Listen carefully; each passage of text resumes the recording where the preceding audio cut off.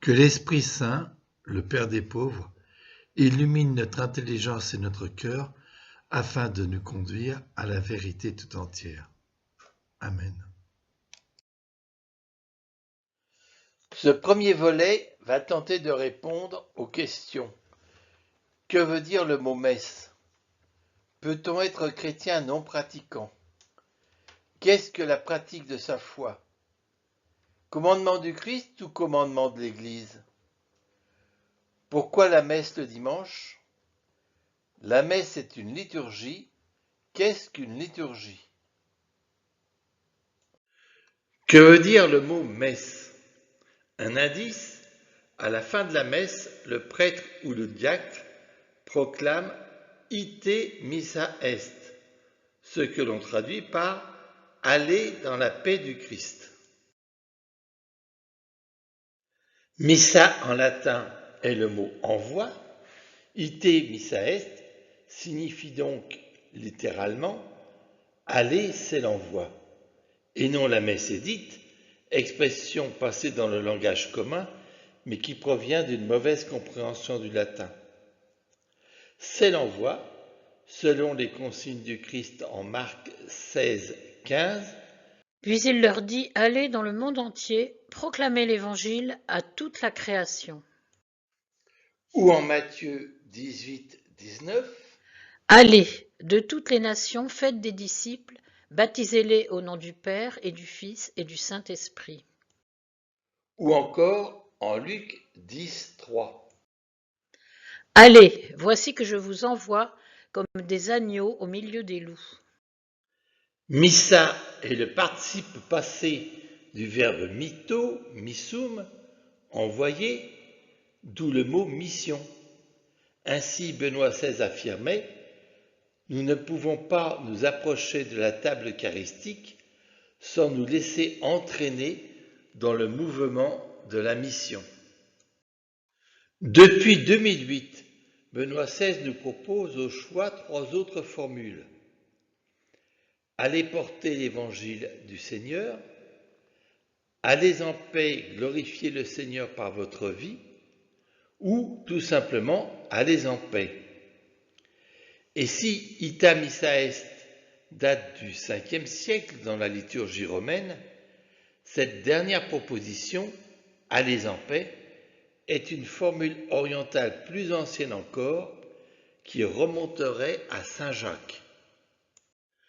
L'ouvrage de Pierre Lebrun datant de 1716, Explication des prières et des cérémonies de la messe, nous explique qu'Avitus, archevêque de Vienne, écrivait déjà en l'an 500 que non seulement dans les églises, mais qu'au palais ou au prétoire, on prononçait qu'on faisait la messe, c'est-à-dire le renvoi, quand on renvoyait le peuple.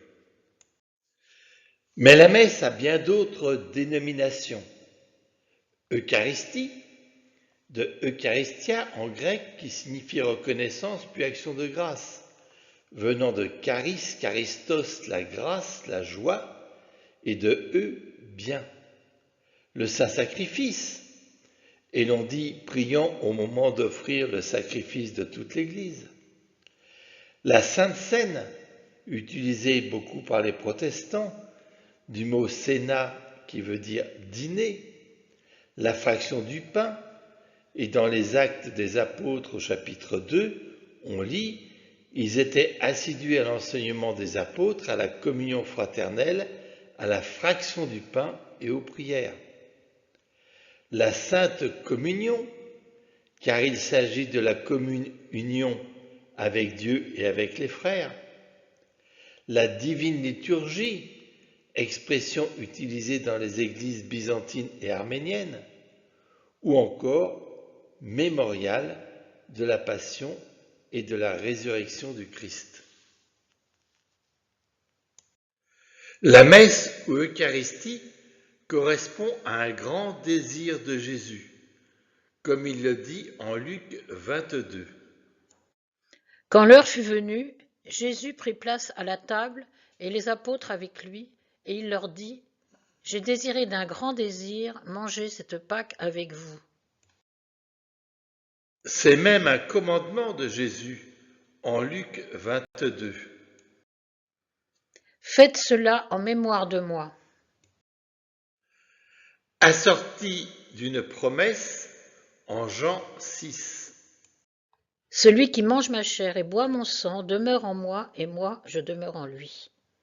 De même que le Père, qui est vivant, m'a envoyé et que moi je vis par le Père, de même celui qui me mange, lui aussi vivra par moi.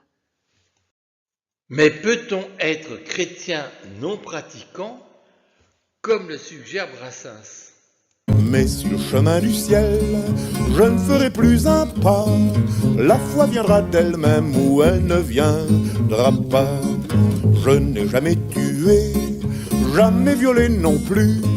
Il y a déjà quelque temps que je ne vole plus. Si l'Éternel existe, en fin de compte il voit que je me conduis guère plus mal que si j'avais la foi. Peut-on être sportif non pratiquant? Ou amoureux non pratiquant? Alors, qu'est-ce que la pratique de sa foi? Ce n'est certes pas pratiquer un rituel, même si la messe est un rituel. Pratiquer, c'est entretenir une relation avec son Créateur, la source de notre être, comme on peut le lire dans les Actes des Apôtres au chapitre 17. Dieu les a faits, les hommes, pour qu'ils le cherchent et si possible l'atteignent et le trouvent, lui qui, en fait, n'est pas loin de chacun de nous.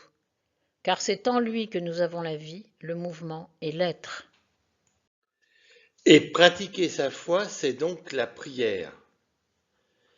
L'homme peut rester quelques semaines sans manger, quelques jours sans boire, quelques minutes sans respirer, mais ne peut pas vivre sans prier. Phrase attribuée à Gandhi. Il y a 3 formes de prière.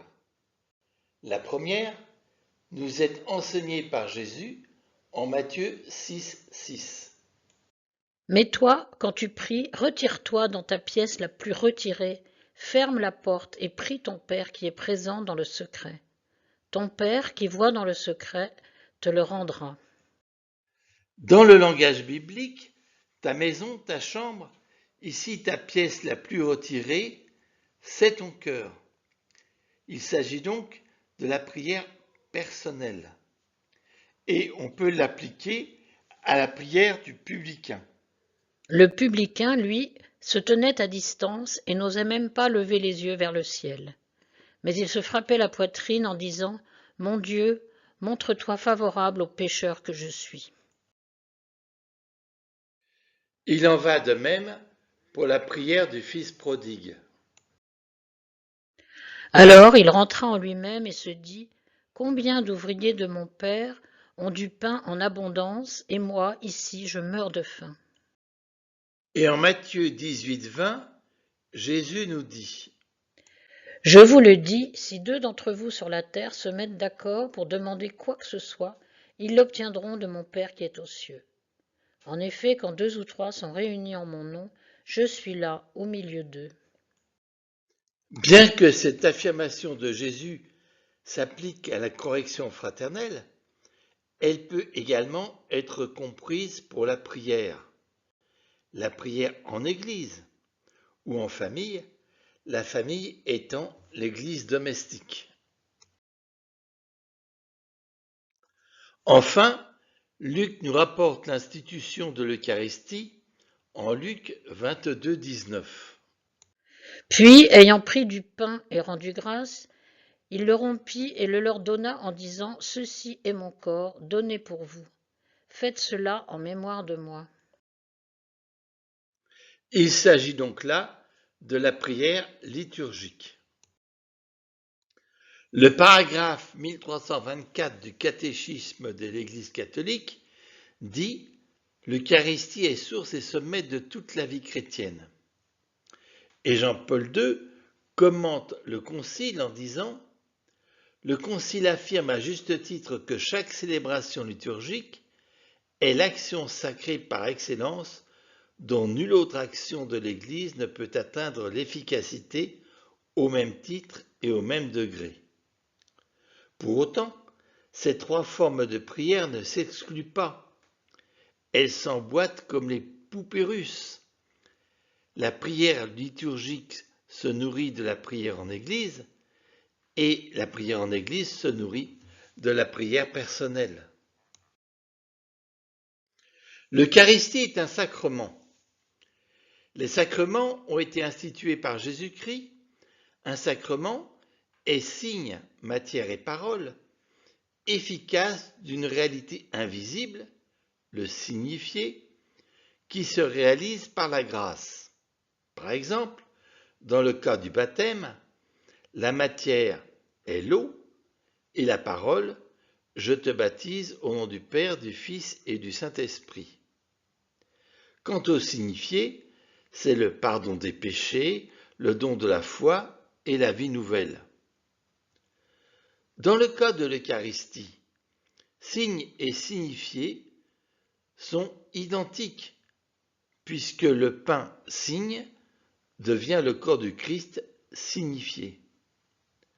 Ce qui fait dire au catéchisme au paragraphe 1211, l'Eucharistie tient une place unique en tant que sacrement des sacrements, tous les autres sacrements sont ordonnés à celui-ci comme à leur fin. Quel est le commandement du Christ et le commandement de l'Église à propos de l'Eucharistie? Le commandement du Christ se trouve en Luc 22, verset 19. Faites ceci en mémoire de moi. Le catéchisme de l'Église catholique nous précise au paragraphe 2180 et 2181, le commandement de l'Église détermine et précise la loi du Seigneur. Le dimanche et les autres jours de fête de précepte, les fidèles sont tenus par l'obligation de participer à la messe. L'Eucharistie du dimanche fonde et sanctionne toute la pratique chrétienne. C'est pourquoi les fidèles sont obligés de participer à l'Eucharistie les jours de précepte, à moins d'en être excusés pour une raison sérieuse. Ceux qui délibérément manquent à cette obligation commettent un péché grave. Par l'obligation de, sont obligés de, voici des termes difficiles. Qu'est-ce que cela signifie? Il ne faut pas comprendre ces articles du catéchisme comme une règle à suivre afin d'être en conformité avec notre foi, mais comme l'exigence du minimum vital pour rester dans l'amour du Christ. Et l'article 2182 précise la participation à la célébration commune de l'Eucharistie dominicale est un témoignage d'appartenance et de fidélité au Christ et à son Église.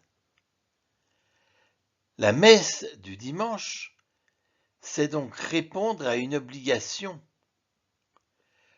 C'est le SMIC de l'amour du Christ. Et en amour, on ne peut pas se contenter du SMIC. Ils font l'amour le samedi. Ils font ça n'importe quand, les méchants.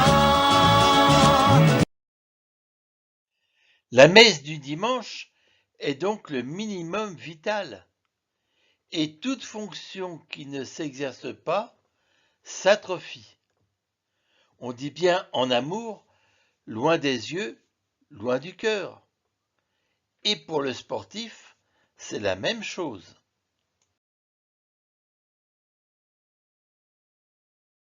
Il faut considérer deux réalités de la messe. Premièrement, à chaque messe, le Christ renouvelle son offrande de façon non sanglante par le sacrifice de la croix. À chaque messe, il y a les bourreaux qui vocifèrent à mort, il en a sauvé d'autres, qu'il se sauve lui-même. Il y a ceux qui prient au pied de la croix avec Marie et Jean. Il y a les passants qui poursuivent leur route indifférents. Et Jésus nous voit du haut de la croix, tout à la fois bourreau, priant et indifférent, et nous sauve tous. Père, pardonne-leur, ils ne savent pas ce qu'ils font. La seconde considération à prendre en compte est qu'à chaque messe, nous sommes invités aux noces. Il y a les vierges sages qui répondent à l'invitation et les vierges folles qui ne se sont pas préparées. Il y a ceux qui viennent d'acheter un champ, 5 paires de bœufs, ou qui viennent de se marier. Il y a ceux qui ont du travail, ceux qui font du sport le dimanche matin, et ceux qui essaient leur nouvelle console de jeu. Et le Seigneur, comme un amoureux, nous poursuit de ses assiduités.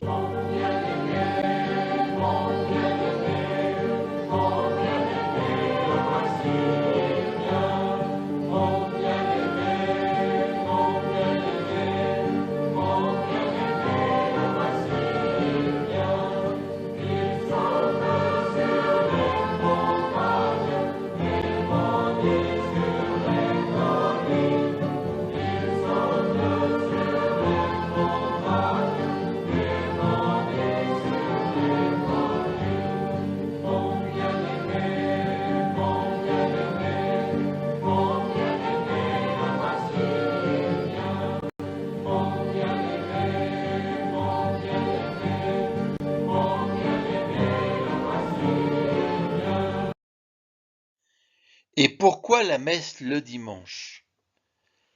Dieu a créé le monde en 6 jours, et le 7e jour il se reposa.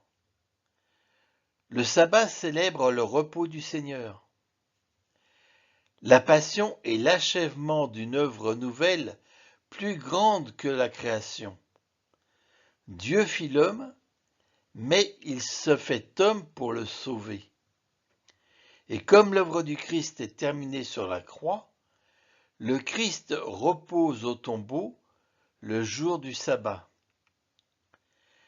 La résurrection inaugure le 8e jour, le jour de la nouvelle création. L'article 2174 du catéchisme nous le confirme. Jésus est ressuscité d'entre les morts le 1er jour de la semaine. En tant que 1er jour, le jour de la résurrection du Christ rappelle la première création. En tant que 8e jour qui suit le sabbat, il signifie la nouvelle création inaugurée avec la résurrection du Christ. Il est devenu pour les chrétiens le premier de tous les jours, la première de toutes les fêtes, le jour du Seigneur, le dimanche. Et saint Jérôme nous dit, si les païens l'appellent jour du soleil, nous aussi nous le confessons volontiers, car aujourd'hui s'est levée la lumière du monde, aujourd'hui est apparu le soleil de justice, dont les rayons apportent le salut. Saint Justin de Naplouse, c'est-à-dire l'ancienne Sichem, martyr en 150, fait partie d'une communauté chrétienne persécutée et nous a laissé cette apologie en grec adressée à l'empereur Titus, Auguste César, et à Verissimus son fils, philosophe, et à Lucius, philosophe, fils de César par la nature, et de Pius par adoption, ami de la science, et au Sacré Sénat et à tout le peuple romain, en faveur des hommes de toute race qui sont injustement haïs et persécutés. Moi, l'un d'eux, Justin, fils de Priscos, j'adresse ce discours et cette requête. Ce document est pour nous un témoignage très riche. Il écrit ainsi, Au jour que l'on appelle le jour du soleil, tous, qu'ils demeurent en ville ou à la campagne, se réunissent en un même lieu. C'est le jour du soleil que nous nous réunissons tous ensemble, parce que ce jour est le premier, celui où Dieu, en transformant la ténèbre et la matière, fit le monde, et celui où Jésus-Christ, notre Sauveur, est ressuscité des morts. Et Saint Jean-Paul II explicite: le fait que le sabbat soit le 7e jour de la semaine fait envisager le jour du Seigneur à la lumière d'un symbolisme complémentaire. Le dimanche est le premier jour et aussi le 8e jour, c'est-à-dire placé par rapport à la succession septénaire des jours, dans une position unique et transcendante qui évoque non seulement le commencement du temps, mais encore son terme. La messe est une liturgie. Liturgie vient du grec leiturgia, qui signifie service public, venant lui-même de laos, le peuple. La liturgie désigne l'ensemble des rites, cérémonies et prières dédiés au culte d'une ou plusieurs divinités, telles qu'ils sont définis selon les règles éventuellement codifiées dans des textes sacrés ou une tradition.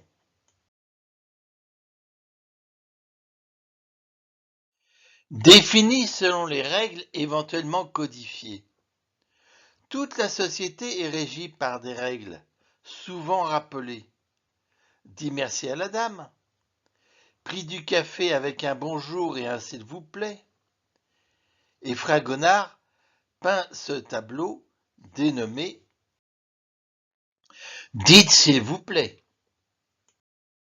Le mot merci est décliné dans toutes les langues. Et en grec moderne, le mot merci se dit Eucharisto. La messe est donc une liturgie, c'est-à-dire une prière du peuple codifiée. Dieu convoque son peuple, c'est la sainte convocation. Ensuite, il y a les acteurs. Le peuple se souvient et actualise la délivrance. L'acte central est le repas rituel. Et enfin, la finalité est une proclamation de l'œuvre de Dieu salvatrice. Dans l'histoire du peuple de Dieu, on va distinguer 3 liturgies. Tout d'abord, la Pâque de l'Exode, qui est une préfiguration de la seconde liturgie, qui est celle de l'Eucharistie, qui est l'accomplissement sacramentel. Et enfin, la liturgie céleste, qui est l'accomplissement définitif décrite dans l'Apocalypse. Dans le cas de la Pâque de l'Exode, la convocation est « Ce jour sera pour vous un mémorial » dans Exode 12, 14. Pour l'Eucharistie, c'est « Faites cela en mémoire de moi » Luc 22, 19. En grec, touto poiete eisten emen anamnésis. Anamnésis de anamnèse, amnésie, la perte de mémoire, anamnèse, retrouver la mémoire. Nous rappelons ta mort, Seigneur Jésus, nous célébrons ta résurrection, nous attendons ta venue dans la gloire. Et dans la liturgie céleste, la convocation est « Cela vient de la grande épreuve » Apocalypse 7, 14. En ce qui concerne les acteurs, pour la Pâque, c'est l'Assemblée d'Israël, étrangers ou indigènes. Exode 12, 19. Dans le cas de l'Eucharistie, il n'y a plus ni juifs ni grecs, il n'y a plus ni esclave ni homme libre, il n'y a plus l'homme et la femme. Galates 3, 28. Et dans le cas de la liturgie céleste, je vis une foule immense que nul ne pouvait dénombrer. Apocalypse 7, 9. L'acte central, le repas rituel, dans le cas de la Pâque, c'est « on en mangera la chair, on la mangera avec des pains sans levain ». Exode 12, 8. Pour l'Eucharistie, « ceci est mon corps, cette coupe est la nouvelle alliance en mon sang ». Luc 22, 19 à 20. Et enfin, dans la liturgie céleste, heureux les invités au repas des noces de l'agneau, Apocalypse 7, 9. La finalité, dans le cas de la Pâque, c'est faire mémoire de la délivrance d'Égypte, actualiser la sortie comme si chaque génération en faisait l'expérience. Dans le cas de l'Eucharistie, c'est actualiser la Pâque du Christ et nourrir son peuple en chemin. Et enfin, dans la liturgie céleste, célébrer éternellement la victoire de Christ et entrer dans le repos sabbatique. Benoît XVI fait le lien entre ces trois liturgies.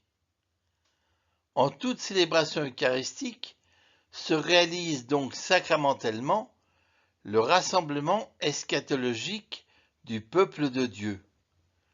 Le banquet eucharistique est pour nous une réelle anticipation du banquet final annoncé par les prophètes et décrit par le Nouveau Testament comme les noces de l'agneau.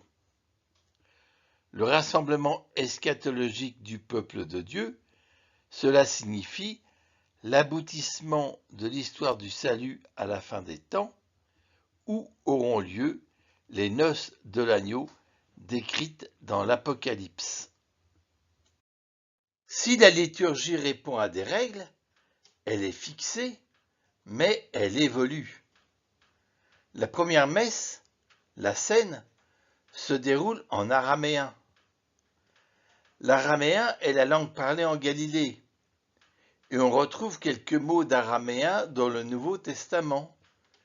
Talitha koum, Ephrata, Eloi, Eloi, lema sabachthani, Abba, Rabouni, Séphas, Maranatha. Puis la liturgie sera en grec, la langue courante parlée et écrite par les apôtres. À Jérusalem, l'araméen est parlé par le peuple, l'hébreu par les scribes, les pharisiens, les prêtres, et le grec par les administrations, les commerçants et les juifs de la diaspora. Et la Didaché donne des directives liturgiques. On lit dans les Actes des Apôtres au chapitre 6, « En ces jours-là, comme le nombre des disciples augmentait, les frères de langue grecque récriminèrent contre ceux de langue hébraïque. » Il y a donc bien des juifs qui parlent le grec, d'autres qui parlent l'hébreu. Enfin, la liturgie sera fixée en latin vers le début du IIIe siècle par le pape Saint Victor. Mais qu'est-ce que la Didaché? La Didaché est un document qui a été rédigé entre 50 et 90 après Jésus-Christ, à la même époque que les évangiles synoptiques et antérieur à l'évangile de Jean. Il est évoqué par de nombreux pères de l'Église, puis fut perdu. Il ne fut retrouvé qu'en 1873. Il s'agit d'un enseignement moral, Didaché signifie enseignement, et de prescriptions liturgiques ainsi que de consignes disciplinaires, particulièrement intéressant sur le plan historique. On y lit en grec « Hosanna au Dieu de David », si quelqu'un est saint, qu'il vienne, si quelqu'un ne l'est pas, qu'il fasse pénitence, Maranatha, Amen.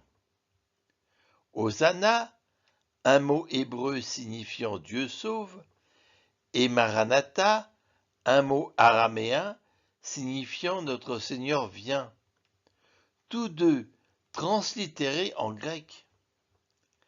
La phrase « si quelqu'un ne l'est pas, qu'il fasse pénitence » reprend un passage de la première épître aux Corinthiens, rédigée un peu plus tôt, vers l'an 55. « Si quelqu'un n'aime pas le Seigneur, qu'il soit anathème, Maranatha. »